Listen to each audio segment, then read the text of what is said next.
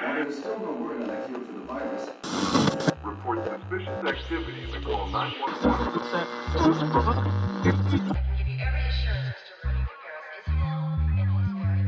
They can't wait to get you home when you full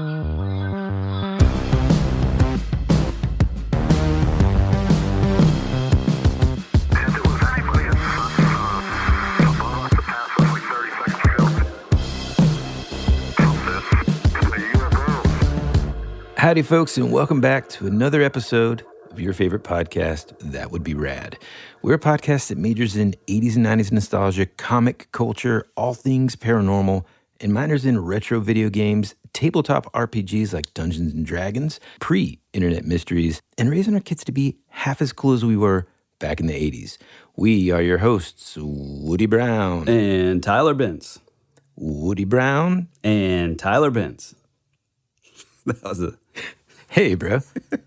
Was that purposeful, or we just was that like a secondary take? Yeah, I didn't really. I kind of like Woody Brown. I liked it to end. You know, I don't know, man. I love it. I'm so excited for today. I can barely contain myself. But go ahead, man, because I want you to. Okay, so the story that we're getting into today, the story that we're getting into today is pretty close and connected to our last week's episode, I think. Mm-hmm. Yeah, and it sort of covers a lot of ground as far as like a lot of the topics that we talk about. And one of those topics possibly is something that I have ran across a while back, and I thought it was really interesting, and I just wanted to share it with you. I don't know, actually, you may have heard about it, but maybe not. Okay, so James Cameron. He is well, I've heard of James Cameron. He is a brilliant and consistent man. His movies include Aliens, The Abyss, Avatar, Terminator 1 and 2.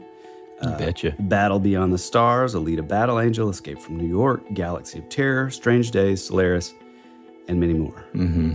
All of these films, pretty much, that he's done are steeped heavily in action and sci-fi. But then we have maybe his crowning achievement. Please don't say Titanic. And an absolutely perplexing film for the sci-fi director, and that is Titanic. You guessed it. Okay. Boy, I got to say, real quick, I got to press pause and interrupt you here because I have no idea where we're going to go with this. Well, it's exciting.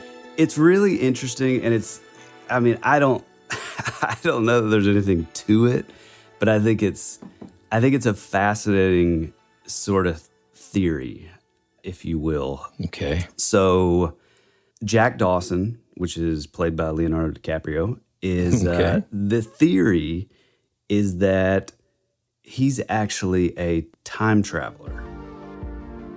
Well, now I'm going to watch this movie with brand new, renewed interest. Yeah. And what's interesting about it is, like, reading off all those titles for Cameron's other films, I mean, they're pretty much all kind of sci-fi, Yeah. And then it's like you have the Titanic, which is like totally left turn, which, I mean, that's a possibility. But obviously in his filmography, he's obviously into sci-fi. He's really for sure into all that, So I feel like too, like he loves telling a story in like a world where there's just like open-ended world building opportunity for him. Right. Like if you look at Avatar, for example, like he just make, creating this out of thin air and inspiration, or whatever. Whereas like Titanic is like a historical event. Yeah, and I'm glad you brought that up. And not only is it sort of this vast, sprawling, sort of, endless possibilities type film, there's a clear bookending of, you can only go so far, because we know historically that eventually the boat's going to crash, and so it's a very, just thematically, it's sort of bizarre for him to do it. So the theory is that, like, spoiler alert, huh? Yeah, sorry. If you haven't seen Titanic yet, it's a great film, guys. If you're starting your VHS collection, it might be the most common tape that exists. Oh, in fact, I have an extra one. Easily. I'll mail it to you. Yeah. So the idea is that, like, what if he made this film and all along in his mind, or, you know, sort of like in a subtle kind of way, it was actually like sort of to keep his interest, you know, being a huge sci-fi guy, was that all along it's been like based on like time travel. So, so the film takes place in 1912. It's said that he sort of comes out of nowhere. He won, he didn't have a ticket, and it says he won the ticket in a poker game, which if we're looking at some of his other films, the Terminator movies, we know that whenever you time travel, you appear in this timeline, and usually you're naked. So that would make sense. That would allow him to just pop in, be like, oh, well, I know about this poker game. I'm going to win it, win the ticket. Boom. Now he's got a ride on the boat. He carries a bag, which, again, you know how I told you that the film takes place in 1912. Again, there's like a lot of these things that are just sort of probably trivial. I mean, you know, again, I'm going at this as if I 100% believe that like this is the case. He carries a bag, which was actually called a moose sack, but that wasn't created until World War II in 1939 by the Swedish military. Also, kind of a weird thing to do, especially on a movie like Titanic, where you could pretty much bet that the film crew and your costume designer, and like the consistency and like you can continuity bet that, person, you can bet that it was like down to the, you know, the finest detail. So it is interesting, these little things that if you're looking at it as like, oh well, that's not true, mistake or whatever. Yeah, these are things that just sort of snuck through the cracks, which are odd. He says in the movie, my dad and me used to go fishing. Ever been to Wisconsin? What? Well, they have some of the coldest winters around. I grew up there near Chippewa Falls. I remember when I was a kid, me and my father, we went ice fishing out on Lake Wissota. But Lake Wissota was a man-made lake that wasn't even created until 1915 to 1917. Give the listeners the year of the Titanic again. 1912. Okay. Yeah. So this would have been, you know, 3 years later. He talks about wanting to take her to the Santa Monica Pier and to ride the roller coaster. Well, that roller coaster was called the Blue Streak. That wasn't built until 1917. And in 1912, the Santa Monica Pier wasn't even a real sort of attraction yet. He uses the term, can I bum a smoke? Which wasn't even a thing until the 20th century. What do you mean, borrowing cigarettes or what? Well, yeah, but like he uses to me, that one felt sort of like, well, you know. Yeah, sort of, it's almost like modernized language, right, so that we can like, you know, the audience can kind of. Yeah, exactly. Do you have a right? Okay, go ahead. Canceled. They tell Rose at the end of the movie that they never found Jack or any possible records of him at all. Well, that's because she let go. Like, after saying that after promising, Never let go. I will never let go, Jack. I'll never let go. that she wasn't. I have so many problems with that, and I think everybody does. Well, go ahead. Okay, so another interesting thing to me, this is one it's pretty interesting. It kind of. Let me fill in the blank. She's laying on a board that's big enough for two people, but makes him stay in the water. Okay, so you see, classism still happening. Okay, so I'm glad you brought that up, because that is I would say the biggest point of contention with that movie are people say the same thing. They say, "Oh, it's so stupid. There was plenty of room, on the door." And maybe there wasn't. It's just memory. If memory serves, No. You're right. You're right. It was clearly, but when he's on. When he's in the water, he tells her, "Listen, Rose, you're gonna get out of here. You're gonna go on, and you're gonna make lots of babies, and you're gonna watch them grow. You're gonna die an old lady warm in her bed. Which is exactly what happens. Weird. I don't remember. Well, if I was a betting man, and it sounds like Jack is, if he's playing poker, winning, tickets, maybe a cursed ticket at that. But if I was a betting man in the early 1900s and I was looking at a woman, you'd have some pretty good odds of saying, you're going to die as an old woman in your bed. Yeah, but the fact that she actually died in her bed as an old woman raises some suspicions for me. Okay. So the theory goes, so whenever they first meet, do you remember how they first meet? Boy. No. So let me help you. She's actually about to commit suicide. And as a high society girl who was clearly, in first class, with that being the Titanic and its maiden voyage, this would have been a huge deal. And they actually would have, 100%, they would have stopped the boat and they would have turned it. And more than likely, that would have prevented them from hitting that exact iceberg and the boat crashing.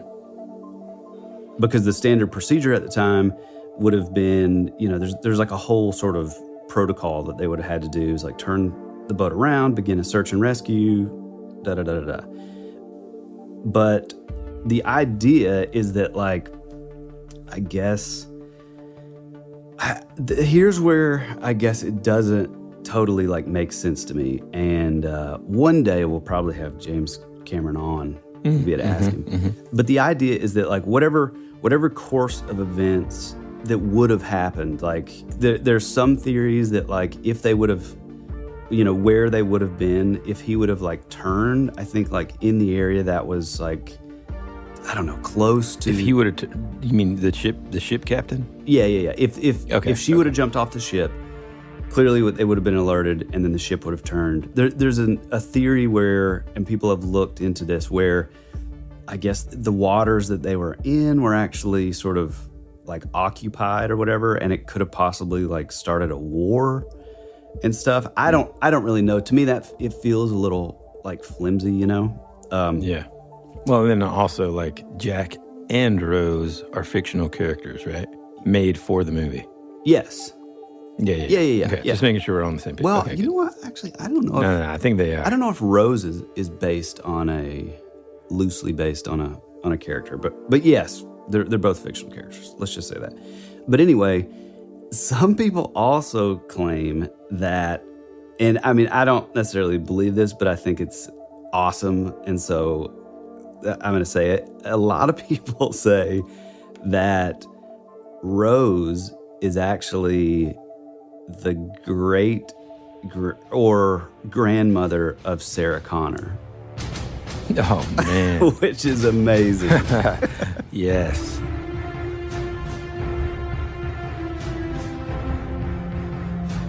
So I, that, I'm just saying, if Titanic, the very last scene that you see is the old lady, she's holding somebody's hand. They're like, yes, wait, you have one last visitor. And it's a young Sarah Connor, and she just grabs her hand. The lady smiles and dies, and then cut to credits, and it's chung, chung, chung, chung, chung. Or no, it's dude, I would have lost my mind. It's you have one visitor, and the nurse walks out, and then in walks Arnold Schwarzenegger. Yes, with the flowers, and then in the box of flowers, yeah, exactly. And it just drops, and he's got this sawed-off shotgun. Dude, that's so cool. Oh, that'd be awesome. Yeah, so I don't know. It's almost to me, hearing all this, which no, I actually haven't. I've never heard of that, man. Is into time travel and stuff that I am. You would think that would have popped up in my Google search somehow. But I have not heard of that, and it's very interesting. I mean, I bet just because, look, a movie. There's a couple different things in my mind that could have happened here. One, there were some oversights in the writing. A movie of that size and scope and length, and they had a ton of other stuff that they were probably. I'd be interested now to look up other mistakes or historical inaccuracies of the Titanic movie.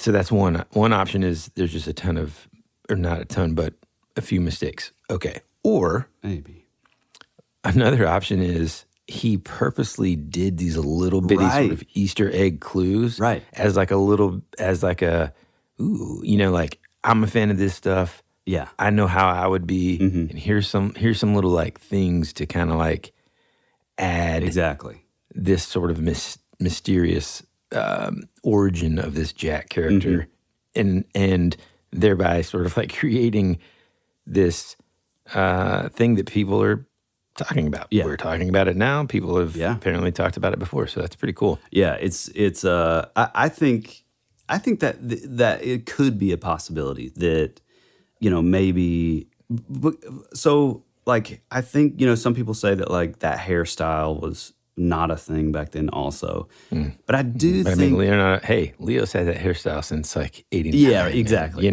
So it's like, and that's what I'm saying. I think that, and then I think like his shoulder bag that, wasn't invented until, much later by the Swedish military. Like that's weird, but to me, that's stuff that I could see. The thing that is odd though is like, I just feel like the script would be under a lot more scrutiny with him talking about like ice fishing in Lake Wissota. Because stuff like that. You would when think you make like, mention of places that don't even exist yet. Yeah, see, that's what's weird. It's like, I mean, if I were working on this film and I was like, oh man, this is a cool line. What am I going to do? I'm immediately going to look up Lake Wissota to make sure that we're falling into the same timeline. You're like, hey, Jimbo, I don't, we might need to do something. I just don't imagine him just being like, who cares? It's got to be, it's almost like, it almost has to be purposeful. Exactly. 100%. Nothing else really kind of makes sense. And if it is purposeful, then I love it because then it really is like his own little like, hey man, this is just our little secret here. Wouldn't it be funny if this whole time this is like they're somehow related to the Terminator? Yes, 100%. So all that being said, today we are discussing a topic that possibly could involve some time travel. Which possibly could involve some sort of ghost in the machine, if you will, similar to last week's episode. And when we get back, we're getting into the Dodleston messages. Yes. After these messages, we'll be right back. This is Amy Poehler. My new movie, Disney and Pixar's Inside Out 2, is coming to theaters June 14th, and it's making me feel joy and sadness and anger, definitely some disgust, and I think a little fear. But I'm also feeling these new emotions like anxiety, embarrassment, envy, and ennui. It's what you call the boredom. Okay, that one was weird. It's going to be the feel everything movie of the summer. Disney and Pixar's Inside Out 2, rated PG, parental guidance suggested. Only in theaters June 14th. Get tickets now. America's future can be determined by our dreams and our visions. It was very intense, bright light. For over 200 years, there have been reports of giant man-like creatures. From another dimension, another world, I don't know. The most intriguing mystery on the North American continent. Hey, this is Bryce Johnson from the Bigfoot Collectors Club, and you're listening to Tyler and Woody on That Would Be Rad, because that is rad.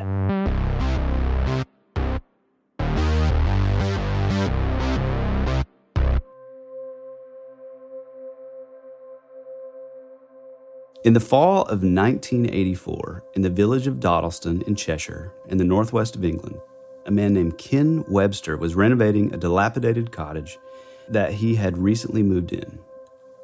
Webster was an economics teacher at a local school, and he lived with his girlfriend Debbie and another friend, Nicola Bagule, their long-term guest. Not long after they moved in, weird things began to happen. They would wake up one morning to a set of 6-toed footsteps that would appear to walk up the walls. Now, they did have a cat, but I don't know if that quite explains 6-toed human-looking footprints. Ken, Debbie, and their guest, Nicola, all agreed that it was some sort of joke, and they all suspected each other of pulling the prank. Ken would paint over the footprints that night, but the following day, they would wake up again to the same prints, and, it would look like they walked up the walls onto the ceiling. Real quick question. Uh-huh. Sorry to break in here. No, get in there. Are these footprints like paint footprints?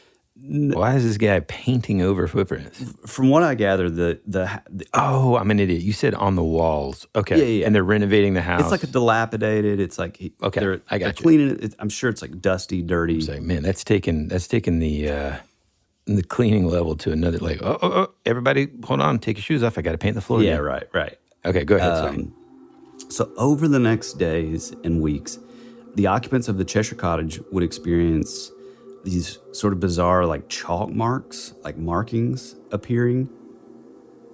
They would experience these sudden cold spots in areas, a breeze that would blow newspapers off a desk, and there was like sort of an increasingly strong feeling of someone like being there and like watching them. And then later on, it would go on to also, they would all start hearing noises that would sound like footsteps in other rooms.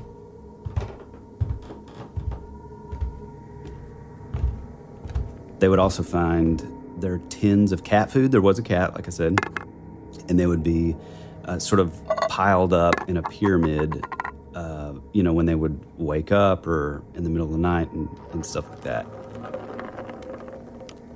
And then they would also go on to continue to see these strange six-toed footprints. Now, this is interesting because just on its face, like the six-toed, like for the Cree tribe, there's a race that they believe, which is called the Managishi, and they are sort of a race of trickster people that they claimed that also sort of inhabited their lands. And they had 6 toes and 6 hands. There's the infield monster, which is another case that we're going to cover, which is pretty fascinating. It was also kind of known to have 6-toed footprints. And then the orang mawas, it's like a sort of Malaysian, black-furred, 10-foot-tall, sort of like a Bigfoot Sasquatch type thing, who would also have 6 toes. So it's sort of a common thing. And then I think there's like other indigenous tribes that also talk about, some of them talk about like giants that would have like 6 fingers. I think there's one kind of close to us, like some like rock that you can find where it's like a literal handprint, but it has like 6 fingers. But yeah, this is something that like is kind of common as far as like sort of weird, paranormal type stuff goes. So let me just make sure we're all on the same page here, and then I'm tracking. Mm-hmm. So, first you've got these strange 6-toed footprints that aren't just on the floor, I guess, but also on the walls. Yeah, they would start across the floor, walking across the floor, and then they would walk up the walls, and then they all thought it was a joke, sure, when they saw it and that then, morning. Okay, and then he paints over them, and then they return. Then the next day, it goes across the floor, up the wall, and then onto the ceiling. Jeez, and then there's these like towers of cat food. Right. Okay. And I think towers of like other stuff too, that like they would, whatever is happening, it was like piling certain things up in like a pyramid type shape, which is interesting. Like boxes or whatever they had around the house.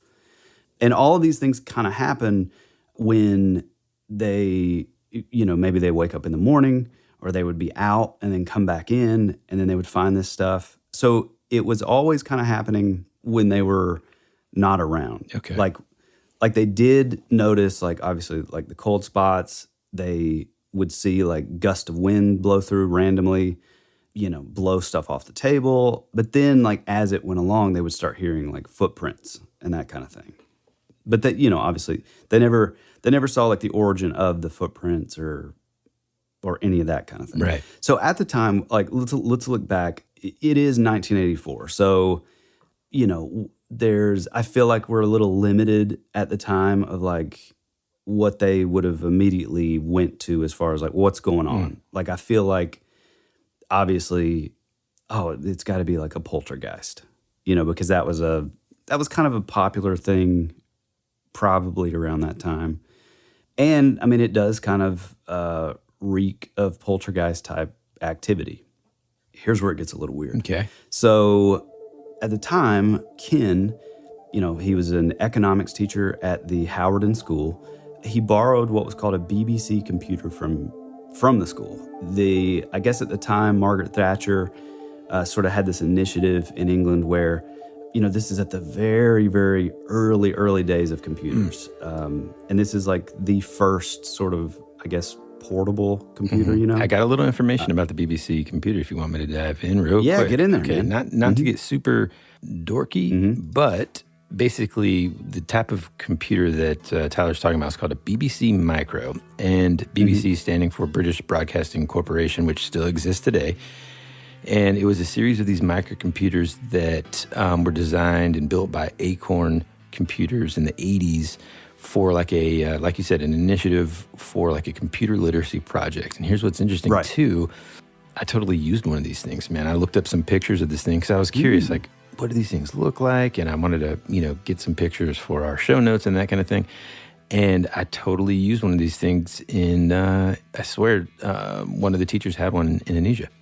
And oh, that's awesome. Essentially, very, very early on, if you are, a fair amount younger than us, it's like the precursor to what even the most, I don't know, like... You mean like PC? Yeah, like earliest. if you're thinking of an old computer here in the States, you'll probably think of like an Apple IIe or, something like that. This is... Or even like a 286. Yeah. Like later. Much later. In these schools and stuff, these were the computers that they used. And then just kind of as a little quick reminder, I think you mentioned it earlier on, but, the main guy, Ken, he was a teacher. So that would have been, I guess, part of the reasoning why he had one of these computers at his home. Yeah, apparently at the time, like I said, it was like an initiative to kind of push like learning on computers. I guess they had the foresight to see that like, oh, well, this is kind of where things are going. So let's like sort of involve our teachers, let them take these things home and like sort of get a feel for them. At the time, also, though, 1984 is pretty early in the realm of computers, so it's basically a word processor. You're not going to have games. You're not going to have photos. In fact, this particular system I looked up, whatever you wrote or whatever you did on the computer, unless you saved it specifically onto a giant floppy disk, like back in the old days, when you turned it back on, it was completely gone. It didn't have memory in the way that we think of now, and I think that's kind of an important, sort of maybe an important part of the story. So he borrowed it and he loaned it to his guest, Nicola Bagley, who I guess wanted to be in show business, and she wanted to write comedy sketches. I've also heard that maybe she's from like another country and she was looking for a more like permanent kind of job, I guess, for like sort of like a visa type situation. But anyway, so they left the computers turned on, and it was in the kitchen. On this first time, I think they all three walked to the pub because it was a pub in like a nearby village, and then they came back. And when they came back, they would all look at the computer because there it was in the kitchen, and they found that there was a mysterious message waiting for them on the screen. And it's kind of ominous. It's really bizarre. It goes a little something like this. True are the nightmares of a person that fears. Safe are the bodies of the silent world. Turn, pretty flower, turn towards the sun, for you shall grow and sow. But the flower reaches too high and withers in the burning light. Get out your bricks. Pussycat, pussycat went to London to seek fame and fortune. Faith must not be lost, for this shall be your redeemer. And then it was signed at the bottom, LW. Pretty weird. At first, Ken Webster thought that there was some sort of computer prankster. Right. Which obviously he would look at, his two other roommates that were living in the house. That's exactly what I would think, right? Right, exactly. This actually reminds me real quick, sorry to interrupt, but in college, we had this like roommate. So I lived in this like cabin with three other roommates, so four of us total. And we had this one roommate that three of us hated the other guy. I mean, just like could not stand him. And so we would do like these random pranks to him. And what we found out how to like, I think what we did was we would unplug the keyboard on his, like at the back of his PC, and then plug in one of ours and just be like somewhere else in the house or like kind of close by, just pretending to study. And then we would type all kinds of crazy, like he'd be like, man, this thing's not working. And then like, oh, that's awesome. I'd be like, well, what are you trying to say? He's like, well, I just typed in this sentence, see? And then like somehow we would like play it where this guy just thought the computer was possessed. But this was like, 2002. So, go ahead, sorry. That's awesome. Yeah, no. And I mean, that's sort of a classic, like, anytime somebody would like leave the room or whatever, you would, change the background to something crazy. I remember that was like something we would do to all the teachers in the early days of computer. Let's also say there is absolutely zero internet. There's no sort of remote sort of capabilities on this computer. It is, it's what you see is what you get. That's pretty much it. It's pretty much like a digital typewriter. Yeah. So again, they just all sort of looked at each other, kind of like with the footprints. A few days later, though, another message would come through, but this one was written in what appeared to be early modern English. And it's, bear with me because the writing is a little weird. It says, I write, W-R-Y-T-E, on behalf of many, what strange words thou speak. Although I must confess that I hath also been ill-schooled. Sometimes methinks alterations are somewhat barful, for they break main asleep in mine bed, so they wake me up. Thou art goodly man who hath fanciful woman who dwell in mine home. I hath no want to affray, for only scythe mine half-witted antic has ripped the twain, mind bound hath I been wretched a night. I hath many alterations, lastly charge house and now home, 'tis a fitting place, with lights which the devil maketh, and costly things that only mine friend Edmund Gray can afford, or the king himself. 'Twas a great crime to hath bribed mine house, L.W. And then also it would refer to this phrase that is pronounced Leems Boyst, Leemsboyste, which if you look at the old modern English, it translates to box of lights, which is pretty interesting. It is very interesting. Through questions and answers, the trio would learn that LW stood for Lucas Wayneman. Lucas told them he lived in a house on the site of the Meadow Cottage between 1543 and 1547, so the 16th century, during the reign of King Henry VIII. He said he was a farmer and kept livestock around the house. He disclosed that he was married, but his wife and son were killed in the plague of 1517. The messages would tell them that he had been a student at Brasenose College at Oxford University and had met the famous Dutch philosopher Erasmus 3 times. Is he saying he met the philosopher 3 times, or his name is Erasmus 3 times? I hope it's 3 times. I hope his last name's 3 times. As the messages would continue on, it became clear that they could see and hear some of what was going on in the cottage. So, for example, you're saying LW could see what was Lucas. Okay, Lucas could see what kind of was going on in the cottage in the present time, being 1984 or whatever. Yes, okay. Right, exactly. And it says that he even would comment on photos that Webster would have around the house. One in particular, he had like a Jaguar, like a car, and Lucas would remark, I found your picture of the cart, but it is a crude thing, for without a horse it won't go far. Man. To me, as soon as I read that, I was sort of like, whoa. Yeah, no, like if I was, this is reminiscent of the Watcher House episode that we did. To hear more about this topic, be sure to listen to That Would Be Rad, Season 2, Episode 31, The Watcher House. But as we go along, you're also going to have some ties in this weird sort of abstract way to possibly even like the Andrew WK stuff. To hear more about this topic, be sure to listen to That Would Be Rad, Season 2, Episode 4. The Andrew W.K. Conspiracy. Just in the wording, like, I feel like you'll pick up on what I'm talking about. So Debbie, Ken Webster's girlfriend, she claimed that she was like having dreams of this Lucas character.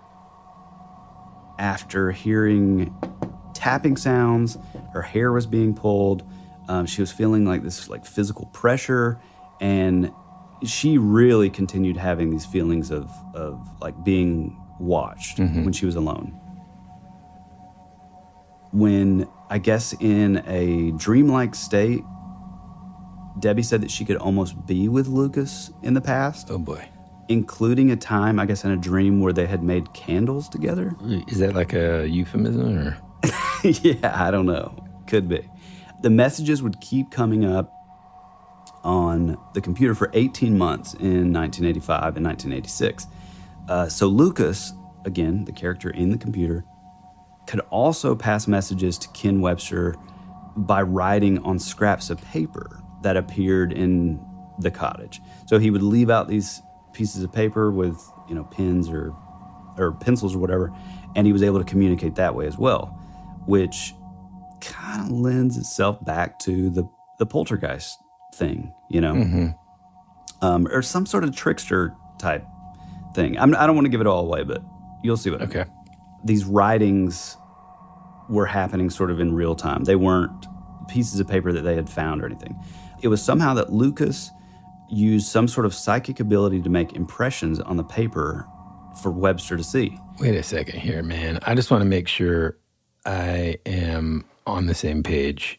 And by the way, there are certain aspects of this that I looked up, but for the most part, I am letting Tyler tell me this story just like he's telling you right now, listener. So you're saying that anytime they had these messages, someone would see them on the screen, and then also they did not have a printer? Is it? No. Okay.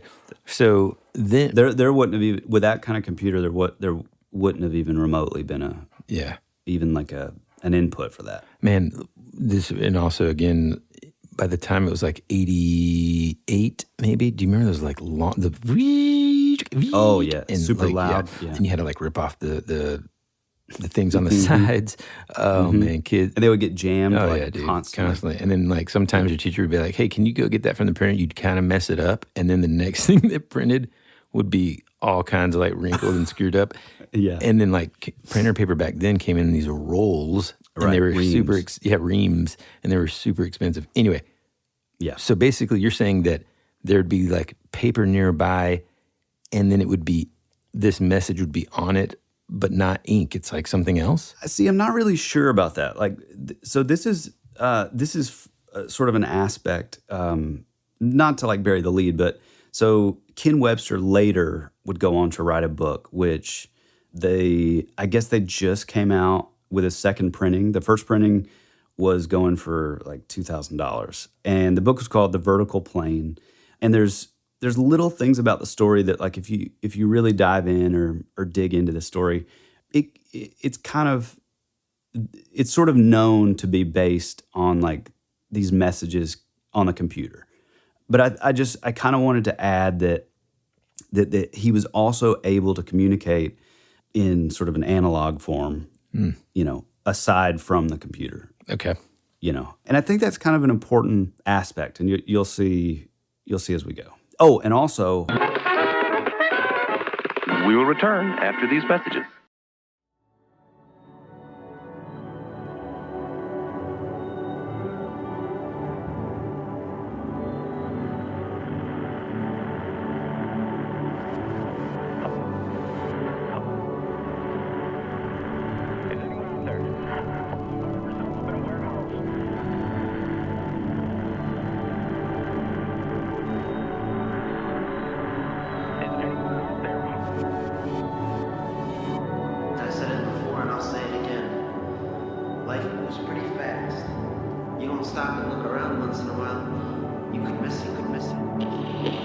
Hey, this is Woody. And this is Tyler. And you're listening to That Would Be Rad. And now, back to our show.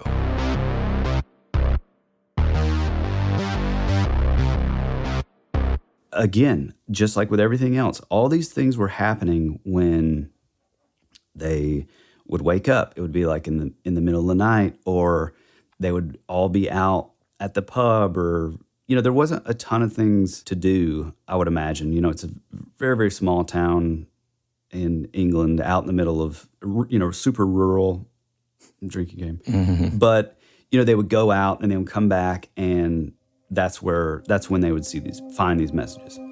So a man by the name of Peter Trinder, who was another teacher and friend of Ken Webster, he would go on to look at the messages and declare that they were, in fact, early modern English of the Tudor period, and that they were completely authentic dialects and old-fashioned usages that a modern person clearly would not know. And he was a literary teacher, at the school, fellow teacher at the school, the Howarden School.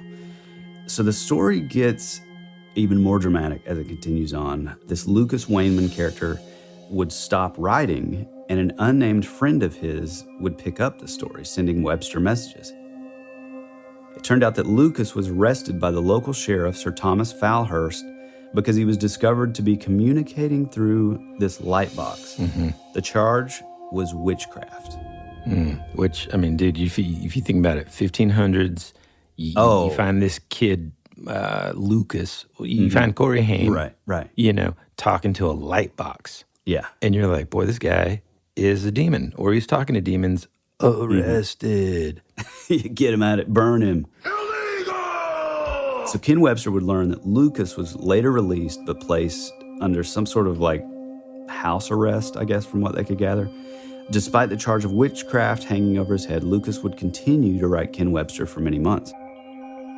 Lucas would tell Ken that he was terrified of what the authorities might do to him, but still continued to use the light box and to write on pieces of modern paper, like I said, these impressions, and he would send Webster drawings of things around the house, which is pretty interesting. Yeah, man, I don't know why I'm having this, it's not really deja vu. I know we haven't talked about this on the episode. Are I you know we've talked communicating about with this. Lucas? No, but I swear this seems familiar, at least the aspect of someone receiving messages in a journal or something that they're communicating sort of back and forth with someone from another time.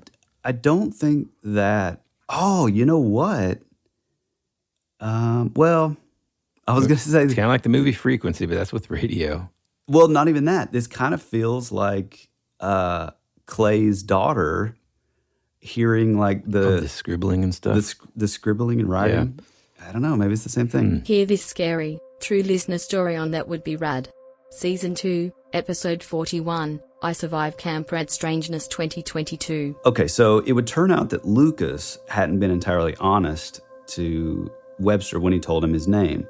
Although he said he was called Lucas Wayneman at first and signed the messages LW, he would later reveal that he was actually called Thomas Howarden.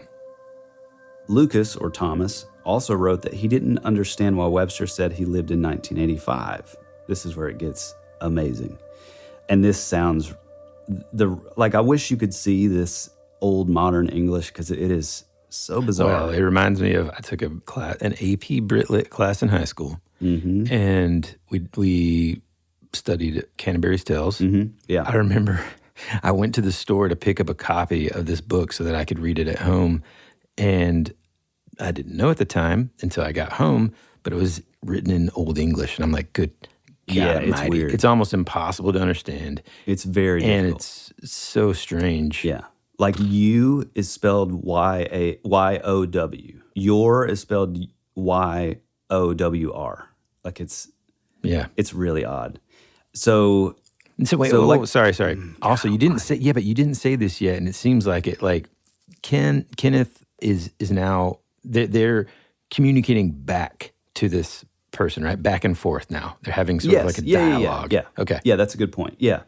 So it was sort of a dialogue, back and forth. Or the other housemates, Kenneth's girlfriend Debbie, and their guest, Nicola Bagule or whatever. I think they were all sort of going back and forth with this thing. And then, they would put a message, leave it on the screen, and then, go into town or go to the pub, or go to sleep for the night and then wake up or come back, and there would be like a response, which is pretty interesting. Yeah. That's a good point. I'm glad you brought that up. Yeah. Hey. So, like I said, this Lucas or Thomas character would write that he didn't understand why Webster said that he lived in 1985. This is where, to me, this gets real interesting. You said your time be 1985. Me thought you were also from 2109, like your friend whom didst bring Leams Boist prey, which I'm guessing the Leams Boist is the box of lights. Then Lucas suddenly announced that the light box was brought to his house by someone called One, who hailed from the year 2109, which is really bizarre. So at this, Ken Webster was baffled. He wrote back asking who was this person that Lucas knew from 2109. Still curious, Webster decided that he was going to use the computer to send a message to the year 2109, entitled Calling 2109. 2109 would write back. This is where it gets really bizarre and a little into some time stuff. Okay. The messages from 2109 are pretty hard to follow. They talk in sort of general New Age terms about, higher purpose and like destiny and that kind of thing. One of the examples of the 2109's message would go, "The eyes are open, yet nothing do you see. The gray retarding mass is your convict. Quietly alone, he sits in the dark, waiting for sentence to be passed and demanding through the eyes of the blind of unspoken questions to answers of ethereal kind. The soul, he is the traveler. Chain nor bar can hold him to frail flesh. Here is the ruler of time and space. Here is your God." Really bizarre, really sort of cryptic. Another message would say, "Try to understand that you three have a purpose. What shall in your lifetime change the face of history? We, 2109, must not affect your thoughts directly, but give you some sort of guidance that will allow room for your own destiny. All we can say is that we are all part of the same God, whatever he is, is."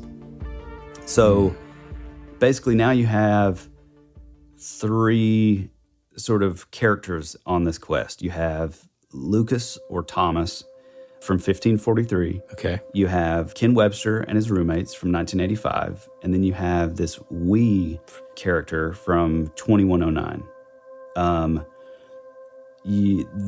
So we remember that like his friend, Ken Webster's friend, Peter Trinder, he was the fellow school teacher who analyzed the Old English and declared that it was genuine. But when Trinder attempted to test the messages from 2109, 2109 told him he was endangering the mission they were on, which is weird, That kind of sounds like all this is like a mix between John Teeter and Paul Amadeus Dynek a little bit. Oh, yeah, that's a good one. To hear more about these topics, be sure to listen to That Would Be Rad.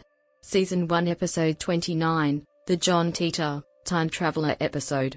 And Season 2, Episode 25, Paul Amadeus Dynek, Chronicles of the Future. Yeah. So, Lucas, like we said before, he had been arrested for witchcraft.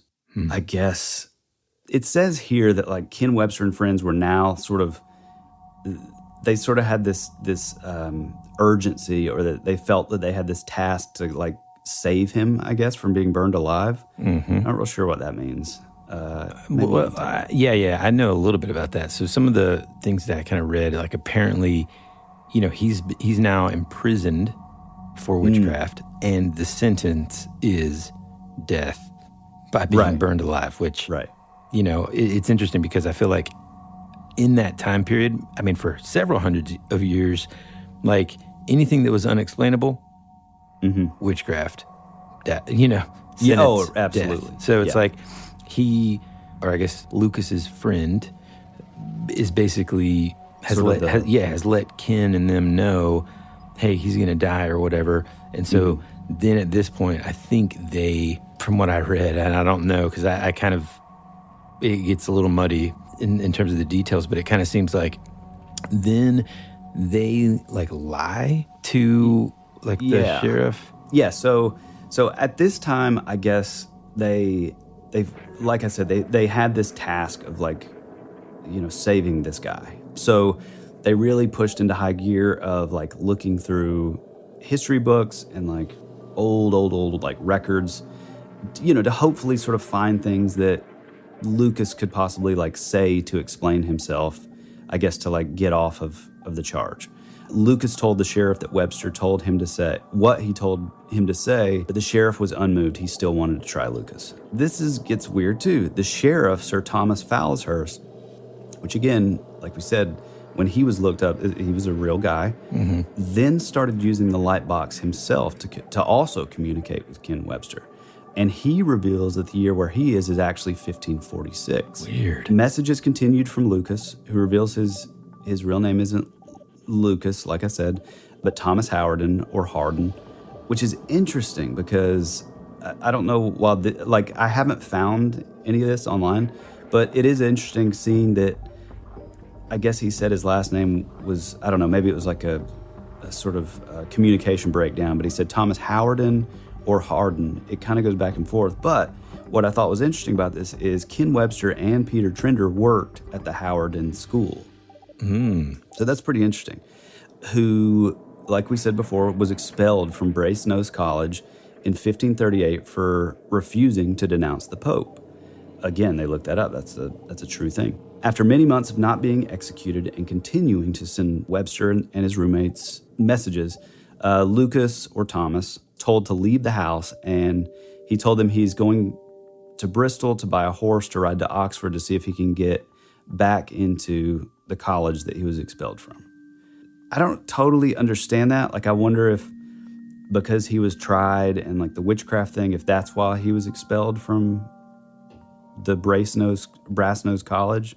I'm not sure. It's a little murky. It says, why anyone would go from Dodleston to Oxford via Bristol is beyond me. Dodleston to Oxford is 174 miles. Dodleston to Bristol is 169 miles, and then a further 74 miles on horseback from Bristol to Oxford. So that doesn't really make sense, to go 174 miles to buy a horse when your journey is only 169 miles. Yeah. So then the Thomas Hardin character says goodbye, saying he would write a book about his experiences, which he hoped Ken Webster one day would find and read in 1985.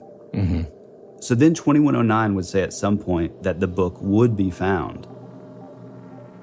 Nick Points, an academic that has studied this, he said if a great book does exist and is ever found, it would be hard to argue against and would sort of prove all this as truth. But as far as I know, no one has ever found such a book. Ken Webster did research and found that Thomas Howardin was made the vicar of Barrington Parva Parish in Gloucestershire in 1551 and stayed there until 1554. However, Thomas Howardin would not be a particularly unique name. So, it's kind of like take John Smith or something. Yeah, right. But there were some other weird messages from this 2109 character that would continue on, even though the messages from Thomas would end. As this continued on, more questions would come up. Webster and his roommates would finally invite a group called, and we've talked about this group before, the Society for Psychical Research, to the cottage to look into what was going on. Now, the Society for Psychical Research, they've been around forever. This is long before, in 1984, 1985, this is long before ghost hunting groups and that kind of thing. Like we think of like with ghost hunters, and you think of all these sort of ghosts, like paranormal investigators and stuff. That wasn't really a thing. This Society for Psychical Research was, it was around way back, with like the spiritualist movement and stuff. And they were into, kind of not necessarily like debunking, but like they would look into like mediumship and seances and any sort of weird things. They would, they were one of the first groups to kind of do that, which is pretty cool that they sort of play a role into this. The SPR's research liaison officer, John Stiles, sent down John Bucknell, who came with a colleague named Dave Welch, and later with Nick Sowerby Johnson. They didn't believe the story from the beginning, and he says they didn't really care as much about Lucas as much as they did about this 2109 character. They came 3 separate times, but each time they left with no answers, and they didn't really see anything happen while they were there, which I don't necessarily see as like a dissuading thing. Yeah. You know, like so. Like Apparently, in other words, like are we supposed to believe that even to this day in that specific cottage, we'd still be able to just like communicate with someone or something from 2 different timelines? I don't think so. Yeah, I mean, I don't know. I mean, I will say that like it's not 24/7. Yeah, right. You know? Well, not only that, but it's like apparent, like, you know, it's clear by what has been said, and even like the communication on like actual analog, you know, paper and pencil. It's clear that like this thing is, or whatever it is able to see things in the cottage. It's not just like in the computer, you know. So, you know, why wouldn't they just stop writing? You know, when these strangers came into the house that, you know, they're doing tests and all this kind of thing. Or I think of it like this too. Like I'm thinking about my own computer, you know, like whenever I log off for the day and I go downstairs and all that, I'm not in front of my computer, you know, so there's going to be a time of the day that if I was in the 1500s or whatever, I might not be able to be at the light box. Yeah, right. Yeah, and honestly, I it's still very, very vague, like the means of communication. Like, you know what I mean? It's yeah, like, and also like what did the Paranormal Society or whatever, what did they use in 85 to test? Right. I mean, honestly, I kind of feel like, I mean, all you really could do at the time is like just sort of sit around and observe. Yeah, go to the piano and be like, ding, ding, ding, ding, ding, ding. They hate this. Ding, ding, ding, ding, ding, ding, Yeah, ding. right. Yeah. But yeah, you know, I think at that point it kind of stopped a little bit. Apparently there are anomalies in these messages. So originally, Lucas, or Thomas, as we know him now, originally he said his wife and child were killed in the plague of 1517. It never really says where. I guess he would at least be 20 years old, if not a little bit older at the time. Say he was born in like 1495. It says that he was the dean of Brassnose in 1538, which would, I guess at that time he would be around 43 years old. But then it says he's a farmer in Dodleston between 1543 and 1547, so he would be around 52 when he leaves Dodleston. He is perhaps, like I said before, the same Thomas Howardin that becomes the vicar of Barrington Parva in Gloucestershire in 1551. He would be 56 and leaves there in 1554, aged 59 or so. These dates all do actually kind of make sense. Like they all sound pretty plausible. But being at him saying that he was like at the university when he would have been 43 was a little weird. But I guess like this in the real world, this Thomas Howardin was actually the dean of the university. So that would kind of make sense that he would be the dean of the university at age 43.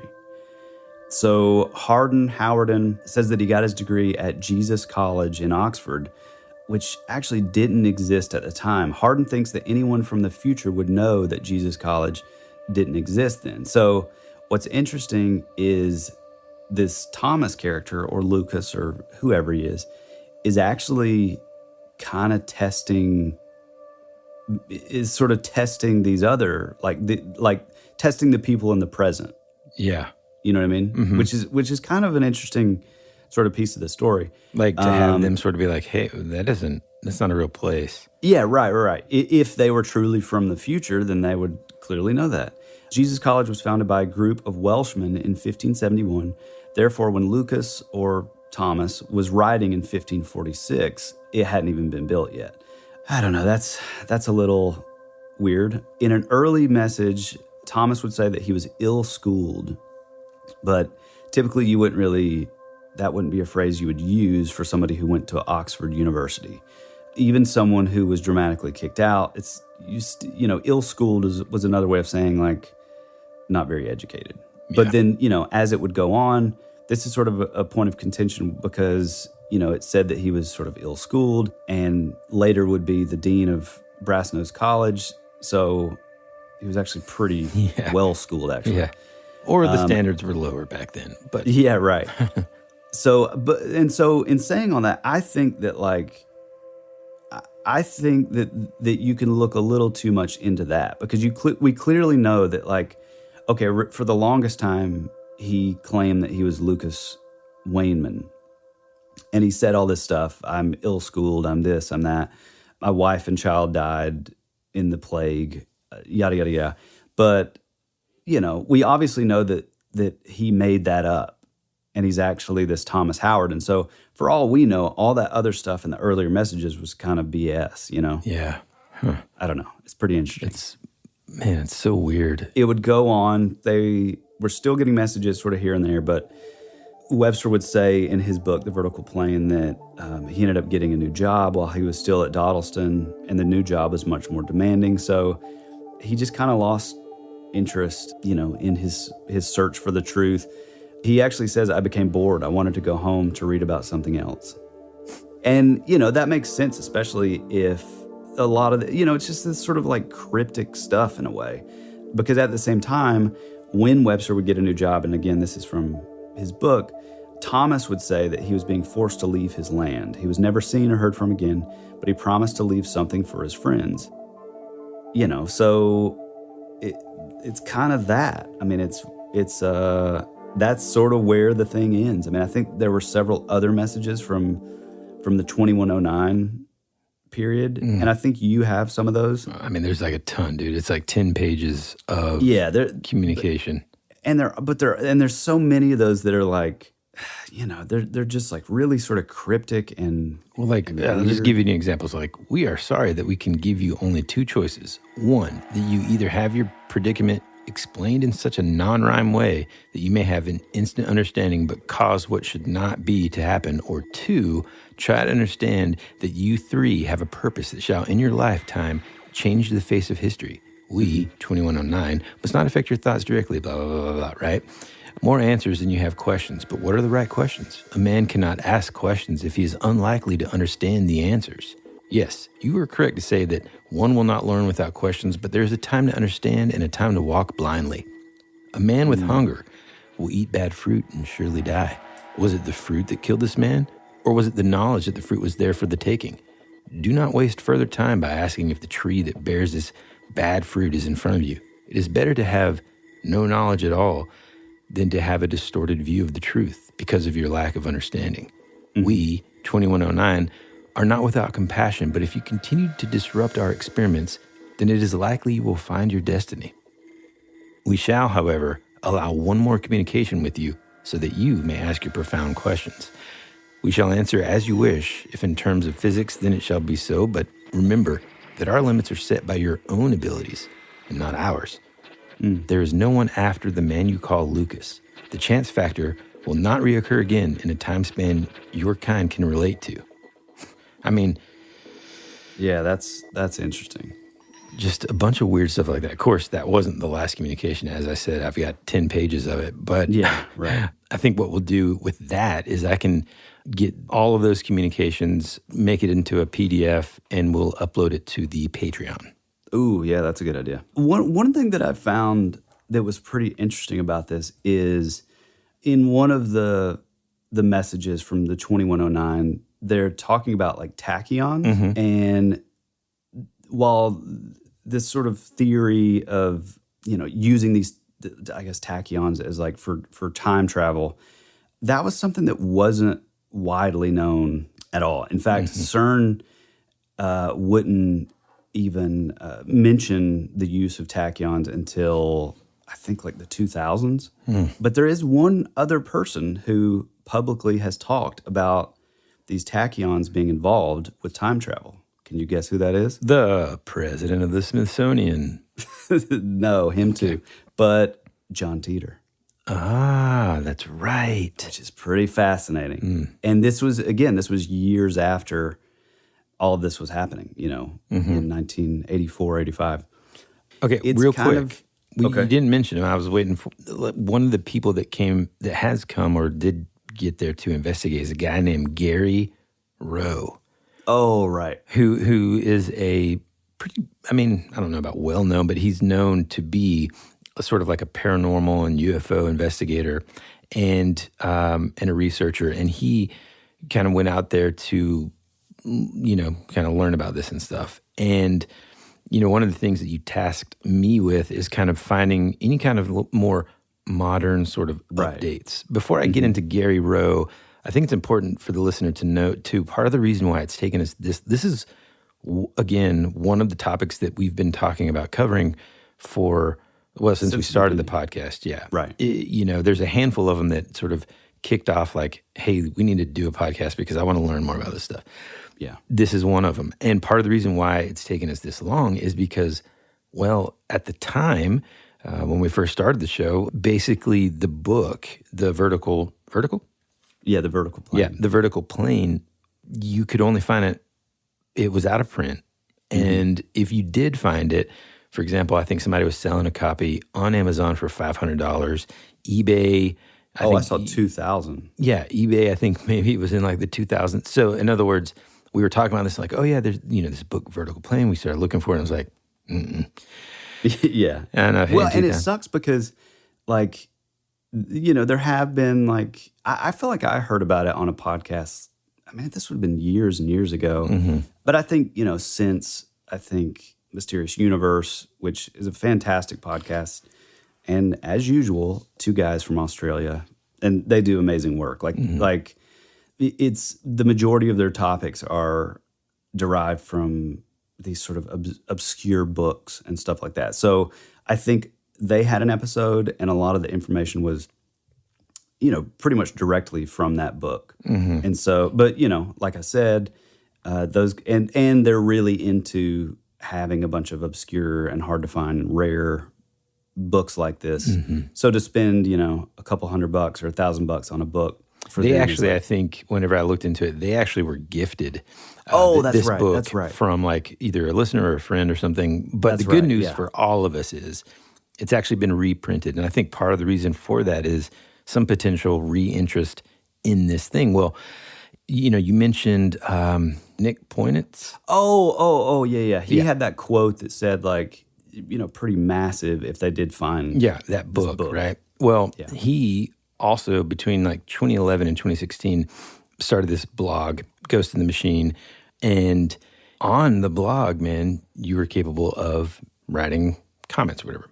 2017, or as recent as 2017, I'll say, but also in like 2016, Gary Rowe, the guy who was the UFO investigator, paranormal researcher, who kind of studied this, made a comment. The first one, I think, is 11 June 2016. And he said, many people are highly skeptical about the events related in the Vertical Plane book. Quite rightly so, given the degree of strangeness.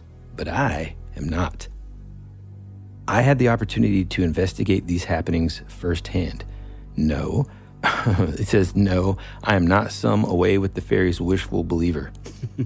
I investigated with professional detachment, not bothered what I would find, fake or fact. I left no stone unturned and used cutting-edge science to get to the truth. In fact, I believe it was the first computer-controlled psychic investigation recorded in the world. Wow. I don't care two hoots. I love that phrase. I don't care two hoots if nobody ever believes it. I know it really happened. It changed my life forever. It is going to change yours. The book will one day be ISBN recorded under the history section. It is a monumental historical marker in the ribbon of time. Man, now, people in this, on this blog, like interact with him and stuff, and he'll, answer questions and all this kind of stuff like, hey, thanks for your inquiry. I would only ever be able to tell more if 2109 said that I should. I can, of course, talk as much as I wish regarding the general events, the equipment I used, and my involvement. There is much you could glean from studying the book at length. There are a lot of clues, sadly, in between the lines. Best wishes. So he's specifically talking about Ken's book, Vertical Plane. There's some mention that I found on one of these sort of like forums and everything where people are talking about this. And specifically, he would say things like, for example, basically his advice was, firstly, my advice is to try much harder to obtain a copy of the book. So he's talking about trying to get a physical copy of the book. As I mentioned earlier, it's like hard to do. Yeah. And listen to this quote, man. It says, to understand this, you must read chapter 25. Oh, yeah, this is interesting. Tonight's program has been brought to you by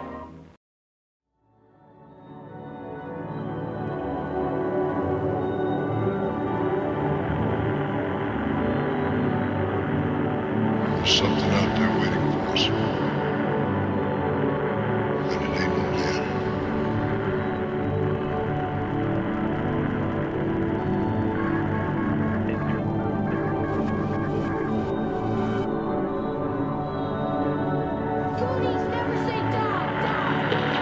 Hey, this is Woody. And this is Tyler. And you're listening to That Would Be Rad. And now, back to our show.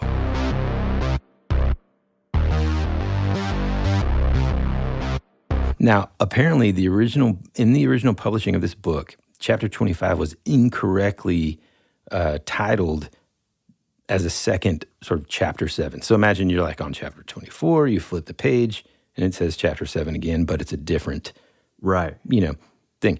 Well, now apparently I think it's probably fixed, according to some folks online. But chapter 25 is interesting because it describes two distinct events. The first is some poltergeist activity where a metal pipe flew across the kitchen, hitting Deb and left a bruise on her and then holes in the wall. Both Ken and Deb were both very unsettled and upset about this. And on the forum that also says Ken and Deb decide, this is the second event, Ken and Deb decide to basically lie to this character that they had been speaking to named John that claimed to be the local sheriff of Lucas's location. Oh, right. When the sheriff found, and so somehow John was able to see the light box, or Leams as they would normally refer to it, and it's kind of confusing and they don't really explain more in the book apparently, but anyways, Lucas had been arrested for being possessed or helping a demon, and they lied to the sheriff and told him that while they weren't demons, they had the power to damn his soul unless he makes sure that Lucas was released unharmed. Whoa. Yeah. Pretty awesome. I mean, do you think that's how he was sort of released, I guess? I mean, I would guess, yeah. Because, think about it, like on their end in the 1500s, all of a sudden you're getting this communique back that says, like, we're not demons, but we do have the power to damn your soul to hell. Yeah, that's pretty awesome. Like, this guy, hey, man, turns out he's not a witch. Good news, everybody. There's a little bit of information, too, and I wonder if this is where the Gary Rowe guy, was he associated with, I guess there was a show in 1996 called... Oh, I know this. Yeah, it was a BBC special. Yes. Or it aired on the BBC, and it was called, oh man, I had this down, and now you messed me up. I know, I just had it too. Out of This World. Out of This World, yes.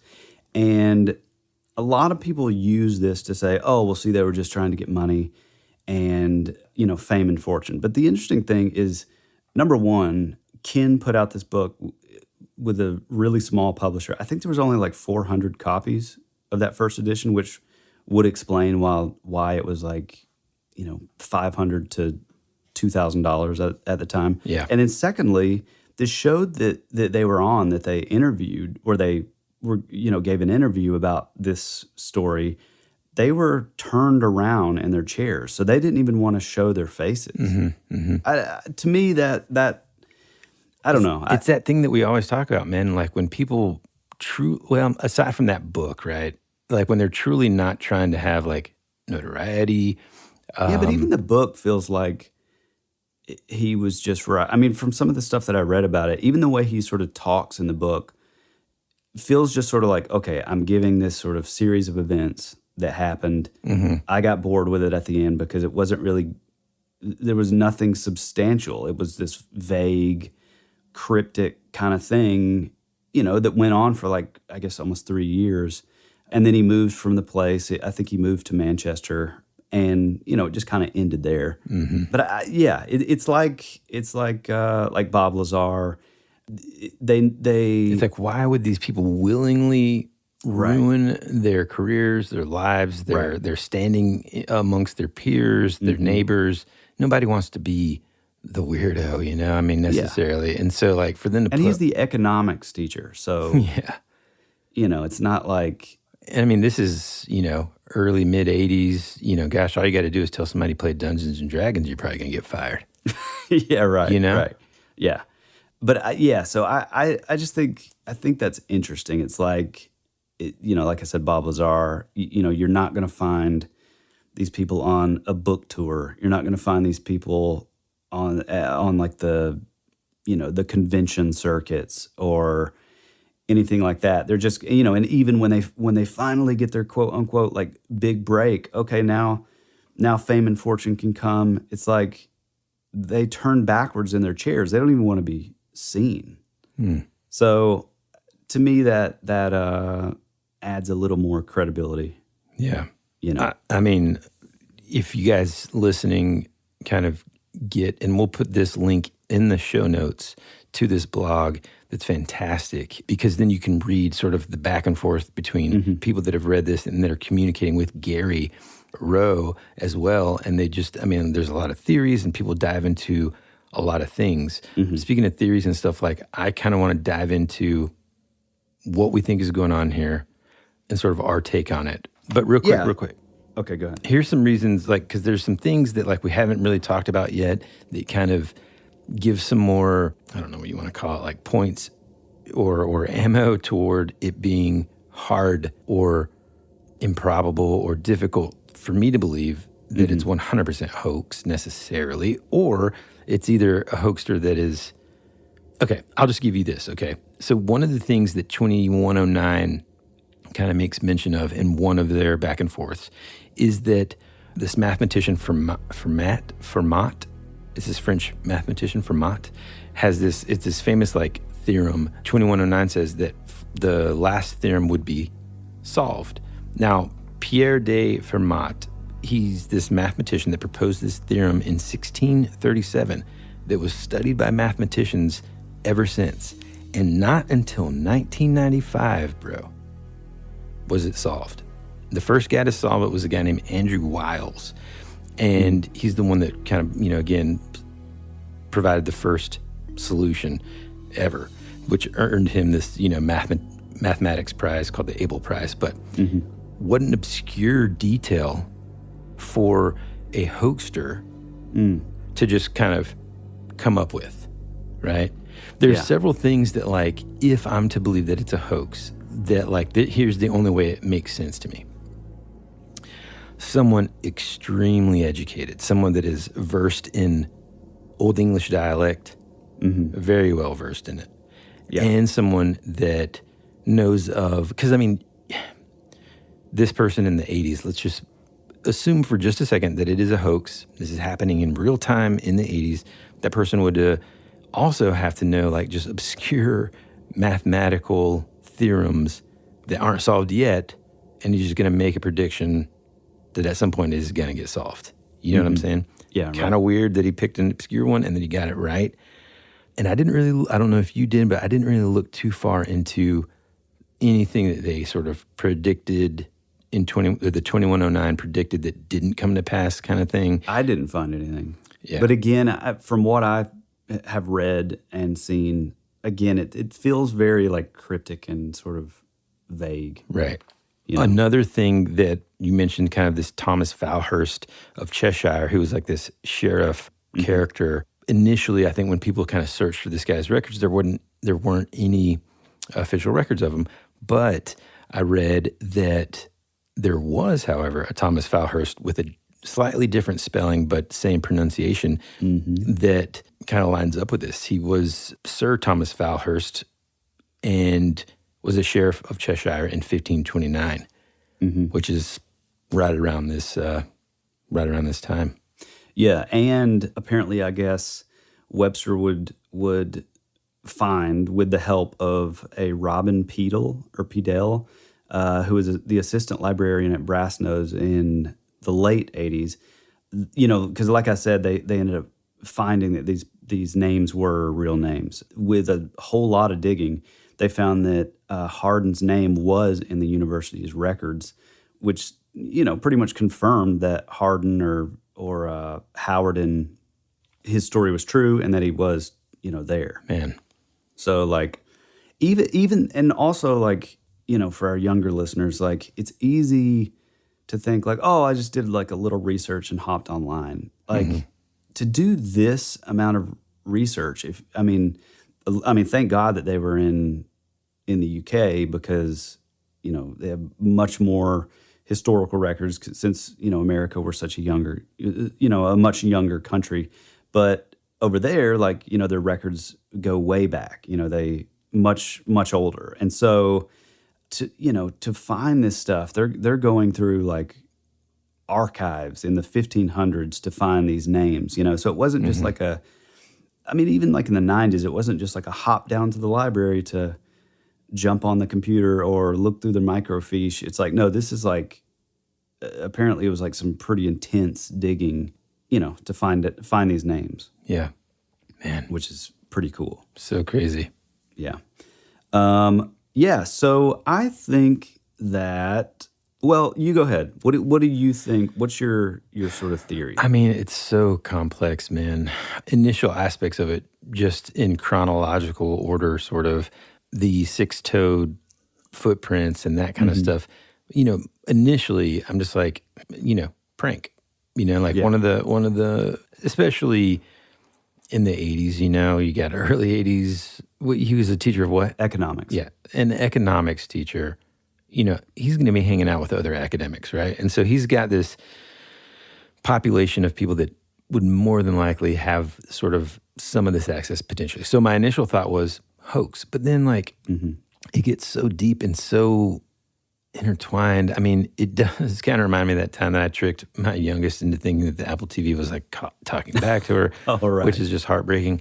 And at this, like, it's like, it becomes like a point where you're just like, well, there's no turning back now. And so I wonder, you know, is it a hoax? I don't know. There's strange, I mean, people have looked into everything from like the numerology behind 2109 and I mean, there's just so much to this that like, for real, anybody that's interested, you can really kind of deep dive into this stuff and see there's so many sort of characters that kind of pop up, and those names, you know, everything from the Thomas Howardin and, you know, like old school records in British history to, you know, this theorem and, you know, reading more and more of these Gary Rowe responses. Ultimately, it kind of comes back to like his answers being like, look, in the book, there's a lot to be sort of desired in terms of like definitive answers. There's a lot of stuff in between the lines sort of thing. I mean, these people could have been some of the stuff like you had brought up. Some of the things that they were saying could be sort of like a misdirect so that they don't mess up history somehow. And the things that they're talking about are specific to sort of changing it in a way that is better for everyone kind of thing. I don't know. For me, like, again, my initial feeling, maybe it was a hoax. And then as I was diving into all this, it kind of sounds more like that sort of like multiverse kind of timeline situation or Matrix style. Right. Or like, I should say simulation style life. Yeah. To where like some of those like areas are sort of getting crisscrossed and causing this communication to be possible. I don't know, man. All in all, it's very bizarre. Yeah, it is one of those like. So I think for me personally, the things that it has going for it to be authentic are, I mean, honestly, on its face, I think it has so many of these like details that are very nonlinear and they're very sort of abstract. If you're looking at it, you know, for the time of 1984. Mm-hmm. Like just a lot of the things that are said and done, and like even, you know, just the interaction on like the computer and stuff, like all this stuff is, you know, because we don't, you know, at the time they didn't have computers. This is the first computer, you know, and like I said, it's pretty much just like a word processor, and they're just like putting messages in and then getting them back. To me, I think if it is a hoax, I think it has to be, how can I say this? I think that if it was a hoax, number one, it would have to be Ken and someone else doing it because, and that's not even, I'm not even counting like the poltergeist stuff. To me, like the whole poltergeist thing, this is stuff that they're all witnessing in the same room. Mm-hmm. You know, so that's weird. I guess the only thing there is there wasn't like a fourth sort of unbiased person that also witnessed that. You know, so it's either, it could be like in your theory, it's Ken and someone else, or maybe all three of them. So That's true. Yeah. That's true. Yeah, okay, I can see that. But okay, so if we are looking at it as like it's a true phenomenon that's happening, there would have to be some, or maybe it wasn't somebody tied with Ken. Maybe it was somebody that was friends with Debbie or this Nicola Bagalay lady, because you know they would go out and then they would come back from the pub and there would be a message waiting on them as they walked in the door. So like, I don't know. I find that there's so many little elements that are so sort of like far-fetched, I would imagine, for the time, that like, I don't know. It's a really interesting story because there's so many different elements. I mean, I do think that like, you know, and then that's the thing too. It's like, it's hard to convey this without like the photos, but like once you look at like the old, you know, modern English, I mean, it is a very, very confusing, you know, thing. And also it was very much like, you know, one of the things with like the UK and like, you know, Ireland, Scotland and England is they were, and it's, you know, it's much like this in America too, but like you could go 20 minutes down the road and the dialect would be completely different. And so that was one of the things that his friend, the literary professor, the Peter Trinder, when he was interviewed like much later, I think maybe in the 90s or so, and you know, I think the thing that he was most impressed by is that not only was it the old modern English, but it was also accurate for like the dialect of where they would have been living in Dodleston. And you know what I mean? It's like, it's just weird, like those small details. It's like if you're going to go through all the trouble of hoaxing, and it's like, I originally thought, okay, well maybe the hoax, maybe it is like Ken or maybe Debbie or maybe Nicola. Maybe they're just trying to like pull one over on their roommates or whatever. Because like you said, that, you know, I've had roommates, and it's just that level of high strangeness for 1984 that points to either they're a genius or not. I mean, even just the idea of like, you know, having, okay, you're talking through a computer, which we're, you know, again, 1984, we know nothing of computers, but to make up this story that, okay, you're talking to somebody in 1546 or whatever. And then not only that, but then as we continue on, now you're talking to someone from 2109. It's just like these little elements that just feel like, I mean, I don't know, maybe he's an absolute genius, and the whole thing is just like totally made up, you know? Yeah, like the 1984 version of creepypasta or whatever. Right. But it is weird that, like, again, you know, I keep going back to this, like, you know, it's like the sort of the Bob Lazar effect, where it's like these people that clearly don't want to be, you know, quote unquote, like famous for this stuff. You know what I mean?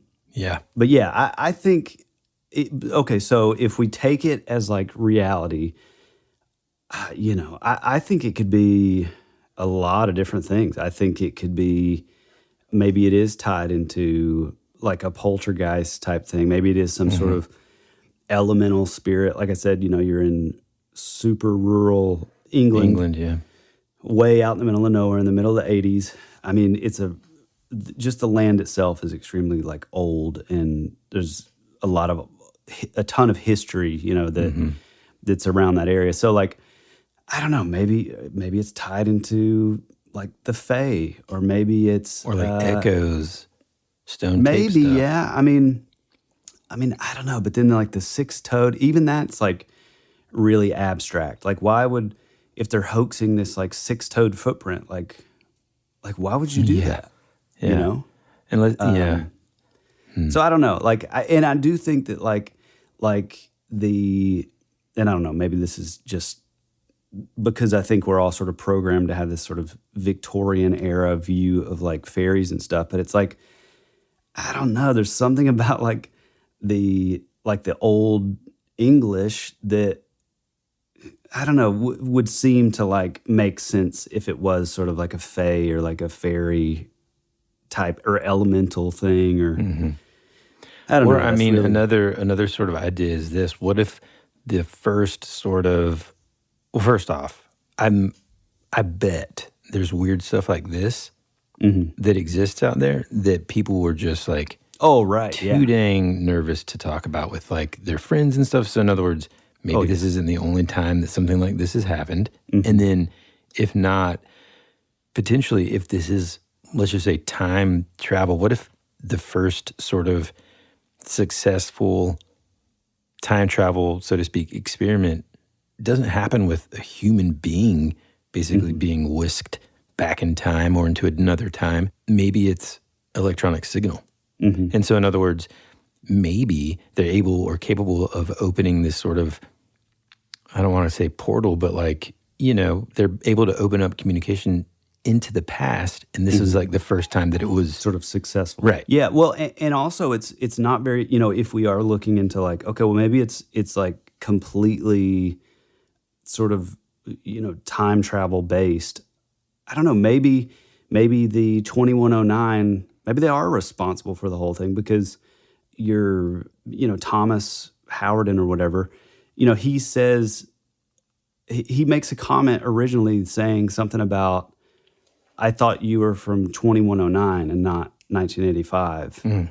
And, or something along the lines of like, I thought you were in the time of like the same as 2109, the I don't know if it's people or something but basically they delivered whatever this apparatus is, and it never really goes into that either.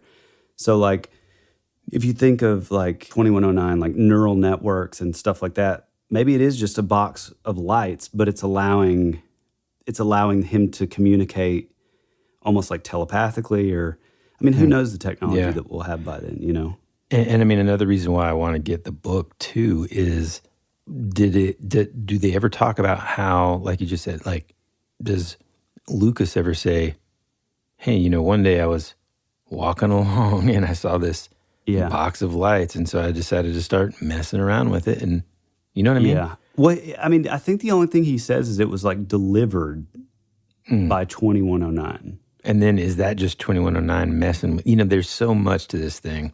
Yeah.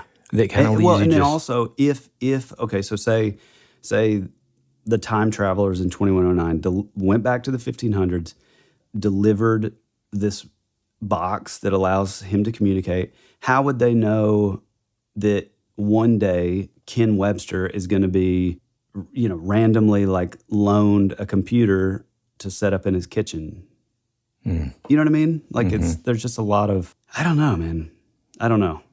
I mean, I think either it's all true or it's or it's all fake. Or it's just a complete hoax. I mean, we're just bringing the barn burners today, man, with just intense statements like that. I mean, it's either all true or all of it's fake. Yeah. You're not going to hear that kind of definitive answer on any other podcast. Yeah, I don't know, man. I can't say I love, as our listeners know, but if this is your first time ever listening to our show, you got to know time travel is one of my favorite things to talk about. Oh, yeah. And the different theories and ideas about it all. And, I love the idea of it just being some sort of, most of the time whenever, and I'll credit this to Back to the Future being the reason for this sort of line of thought in my mind. Sometimes I feel like when something is so specific, like they knew that those people are going to be right there, right then, they have to be related to them. Maybe you've heard a story from your parents. So in other words, think about these folks like descendants over time, and they're like, oh yeah, there's this ancestor of mine who was, renovating a house, or maybe they did some research about this ancestor at that time, and they're like, records, public records of them, purchasing this home and then like moving out or whatever. You could kind of pinpoint a general time period and then try to communicate with your relative. That's just my thought, I wonder, again, and it's our apologies for not reading this book yet, but like we said, it was either $500 or $2,000 until very recently. I just discovered that it had gone into second printing. Yesterday. Yeah, yesterday, literally. And so we were like, we're jumping in. We got to go. We got to do it. Got to get it. But like, I wonder if they go into ever discovering any kind of idea of why those three people would be significant other than what we're doing right now, which is just talking about them. Maybe this podcast or another one or a blog post triggers some imagination in someone that either reads it or listens to this to begin to study. It's that thought that like, it reminds me of, I was talking to somebody else the other day about the 5 people you meet in heaven, that book. Yeah. And just in the sense of like, you never know what kind of influence you're going to have on somebody. And you never know, I think selfishly, it's sort of like we talk about in D&D, like everybody that creates a character, especially like new players, they want to be like the star of the show kind of thing. Mm-hmm. And they want to be like the main character of the movie.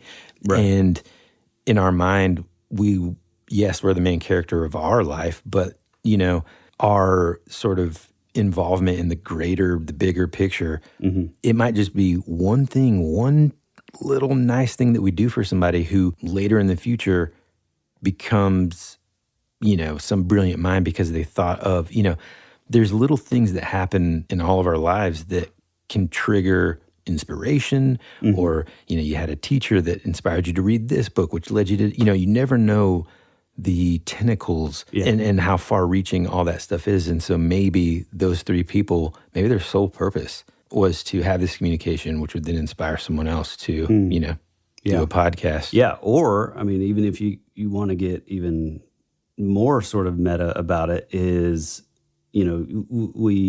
sometimes we talk on the show about like retrocausality, or the idea that time isn't necessarily like linear, like, okay, front and then the back or the end or whatever. It's the idea that like you can still do certain things in the present that would influence the past.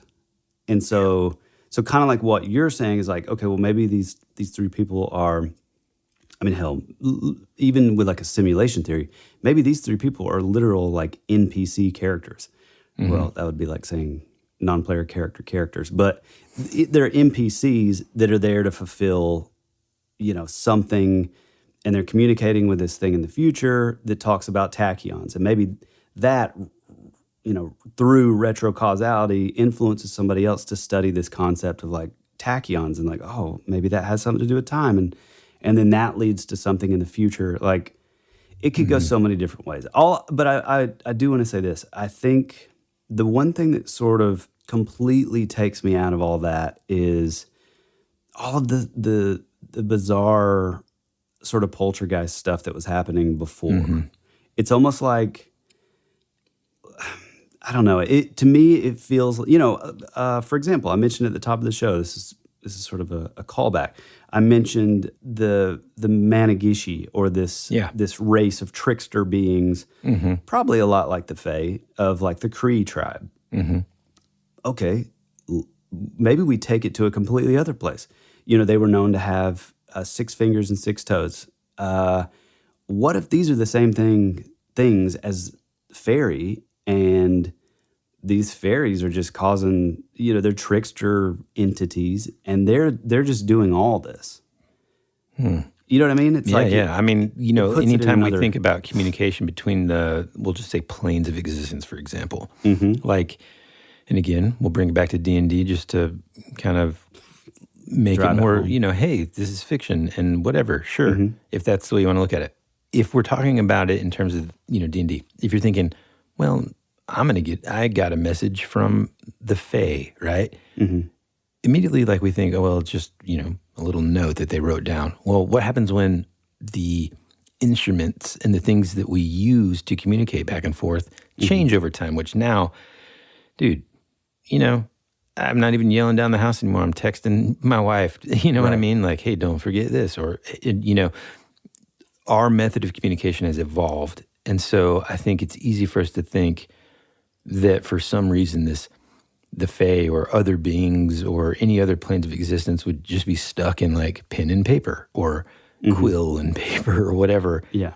And I think that's kind of unfair, man. I think it's easier to assume that their communication is maybe even more advanced than ours. Right. And so it's maybe they we're just kind of testing the waters a little bit, so to speak, in communicating. And maybe the 6-toed thing and all that is just hey, man, I wonder if, hey, did it work? Let's just see. And they're walking around. They're yep, it worked. Get on that computer, Well, that's what's interesting, though, is that the 6-toed thing and all the weird poltergeist happened before he brought the computer into the house. So maybe that's what they were originally using, your old school, poltergeist motifs of all this weird sort of a trickster behavior, stacking your cans up and, cold spots and that whole kind of thing. Maybe once the computer was brought in, it was oh, wait, here's another sort of trick we can pull by utilizing this sort of new technology. I can tell you one. Oh, go ahead, sorry. Well, I was just going to say, my only thing against it's weird. It's it's such a, well, I kind of believe this, but that doesn't make sense because of this. It's I'm constantly going back and forth, and it's okay, if I am viewing, okay, the Old English makes sense with me. If it is some sort of spirit or some sort of fey entity or elemental or what have you, the Old English makes sense with that. But it's hard for me then to look at it and say, okay, well, it's the Fae and this super old elder god Lovecraft type entity, but now they're talking about tachyons. To me, that's where there's sort of a breaking off point of I don't know. It's the themes kind of start taking away from themselves once other things are sort of introduced in this. To me. Yeah, it's kind of if you think that it's just some literature scholar, well, that kind of gets blown out of the water whenever there's the mathematics thing that's brought into it, and then the methods and things that would be theoretical but not even public theory about time travel. Yeah, man, this thing, I just feel dizzy. Yeah, and that's the reason that it's taken so long to do, because, man, I knew from day one that man, this is going to be a little bit of an undertaking, but I hope that we conveyed this in a way that's easily understandable and somewhat graspable, I guess. I dig it though. I love this story. Yeah, dude, I love it. It's fascinating and weird, and like a lot of others, no answer. Yeah, no answer. Big surprise. I will tell you one thing. This starts happening on my computer. That's it, man. We're moving. Yeah. I'm out of there. Yeah. I'm never coming back. Hey, kids, I'm waking them up in the middle of the night. Hey, guys, we're moving. Dad, where are we? What do you mean? Get in the car.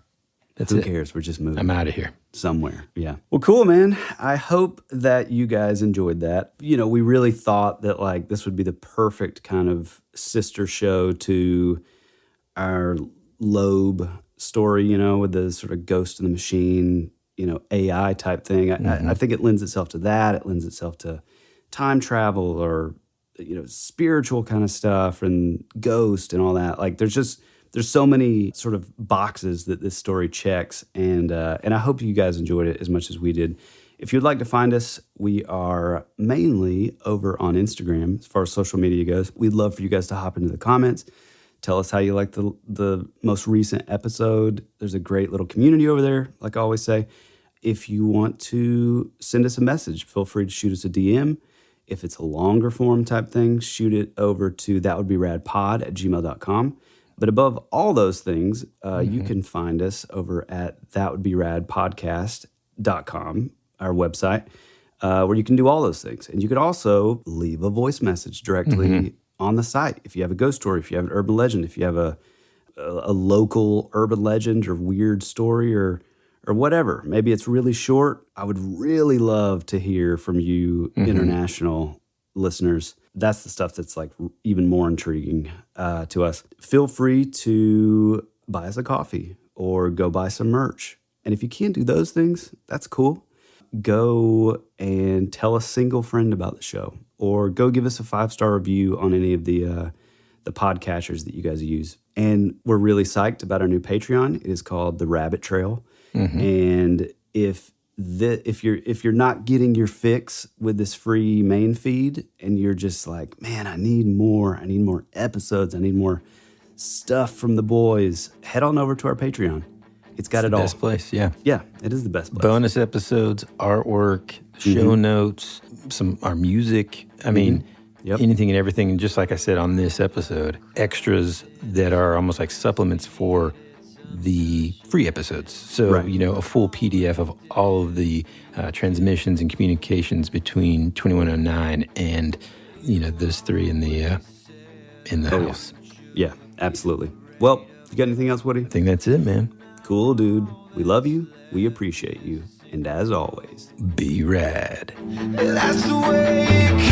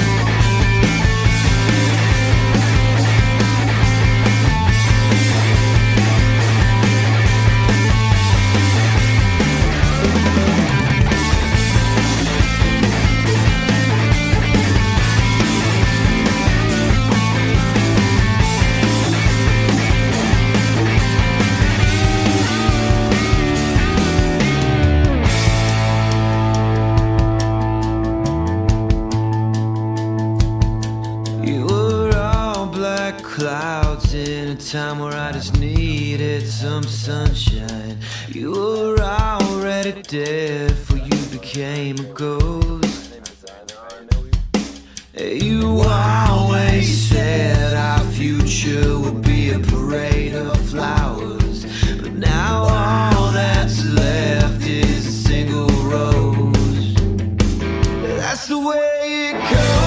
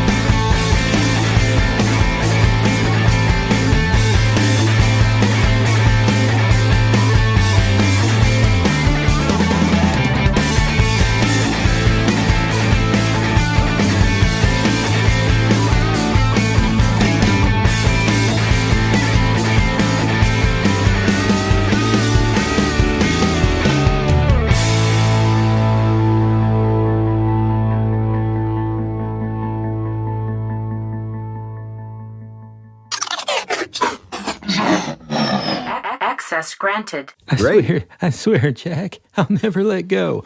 Instantly pissed. Yeah. I'm just, come on.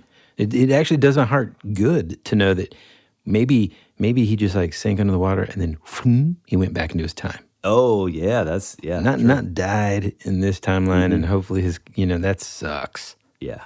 Teeter, you're John right. Teeter. It does make it easier to swallow knowing that, like, I mean, even if he did die, even if he drowned or froze to death or whatever, it's like he died in this timeline, but he's still somewhere else, Yeah, I prefer the idea of he didn't die. He just just transported back using his special ability.